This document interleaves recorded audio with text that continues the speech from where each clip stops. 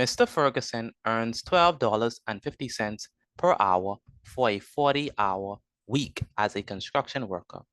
He is paid double time for any hours worked in excess of 40 hours. Calculate his wage for a normal working week. Now, his wage for a normal working week is going to be equal to the amount that he's paid per hour, which is $12.50, multiplied by the number of hours that he worked for a normal working week, which is 40 hours. And so we have $12.50 multiplied by 40, and that gives us 500. So his wage for a normal working week is 500. Next, we have to determine his hourly overtime rate of pay. Now his hourly overtime rate of pay is going to be equal to 2 multiplied by $12.50. We use 2 because it says that he's paid double time, and we use $12.50 because that's his hourly rate. And so we say 2 multiplied by $12.50. And when we multiply these two, we get $25. So that means that for overtime, his overtime rate of pay for 1 hour of overtime is going to be $25 per hour. So it's going to be $25 per hour. Next, what we have to do, and so let's say that. So his hourly, so it's going to be his hourly overtime rate of pay is $25. Let's put that down. $25, right? Per hour. $25 per hour. All right. All right. Okay, next we have to determine, or we have to calculate his wage for a week in which he worked 48 hours. Now, the first thing that we're going to do is we're going to calculate or determine the hours of overtime work. So if he worked for 48 hours, how many of those hours are actually overtime? So we take 48 and we minus it with 40.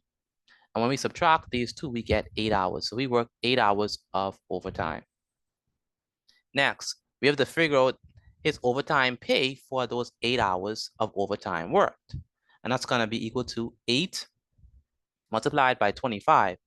We use 8 because he worked 8 hours of overtime. And we use 25 because that's how much he get paid for 1 hour of overtime. So it's going to be 8 times 25, which gives us 200. Next, we're going to determine his wage for a 48-hour work week, which means that we have to take his normal wage and we have to add it with his overtime pay. So normally for a 40-hour work week, he is paid $500, but then he worked 8 hours overtime, and so we have to add the amount that so that means we have to add the amount that we have for overtime pay, and so that's 200, and so we have 500 plus 200, and that gives us 700. Next, it says calculate the number of overtime hours for a calculate the number of overtime hours for a week in which he earned $800. So in a week in which he earned $800, they want us to determine how many hours of overtime did he work. And so the first thing, that we're gonna do is we're gonna say that overtime pay is equal to $800 minus the normal wage. So we need to determine how much is he paid out of this 800, how much is he paid for overtime. And so his overtime pay is going to be equal to $800 minus the normal wage. And his normal wage is 500. So we have $800 minus 500. And 800 minus 500 is definitely 300.